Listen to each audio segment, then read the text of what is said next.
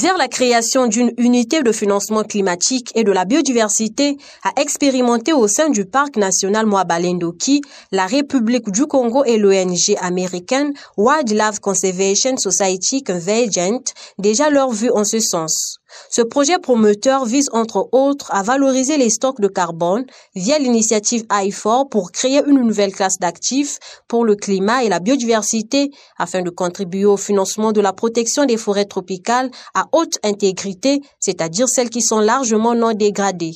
Le projet promu par WCS s'inscrit dans la dynamique des paiements pour services environnementaux et vise à valoriser non pas seulement le stock de carbone dans une forêt, mais l'absorption nette du carbone par les forêts à haute intégrité et le maintien de la biodiversité.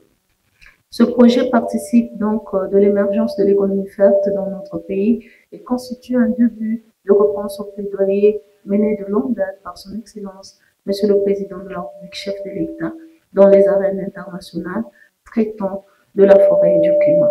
Pour mieux orienter cette action, le gouvernement congolais se constitue en task force avec comme tête d'affiche le Premier ministre Anatole Kouliné Makosso. Le chef de l'exécutif congolais qualifie cette initiative de projet innovant en passe d'aboutir à des résultats probants.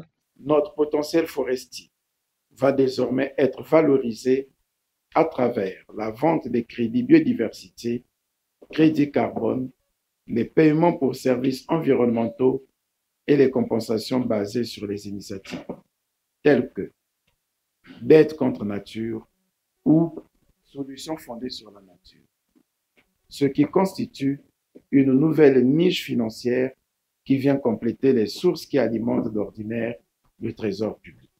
Il nous incombe la lourde responsabilité de prendre les toutes premières décisions sur une matière encore nouvelle pour notre pays, notamment à l'issue de l'examen de la note d'idée de projet présentée par le partenaire WCS dans le cadre du projet I4 qu'il se propose d'implémenter dans le parc national Moabale Ndoki, l'un des fleurons de la conservation de la biodiversité dans notre pays.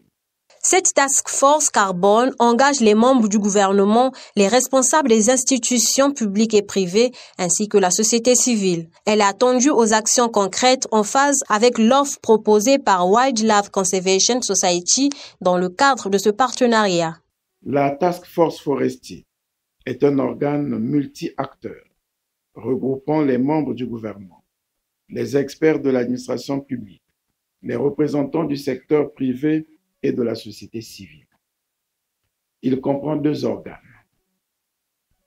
Une coordination, placée sous la coordination du Premier ministre, chef du gouvernement, et un secrétariat technique et scientifique.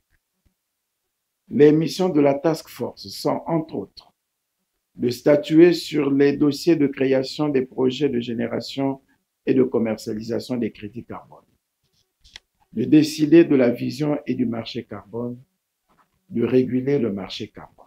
Wildlife Conservation Society est une organisation américaine dont le siège se trouve à New York, aux États-Unis d'Amérique. Elle sauve la faune sauvage dans plus de 50 pays du monde.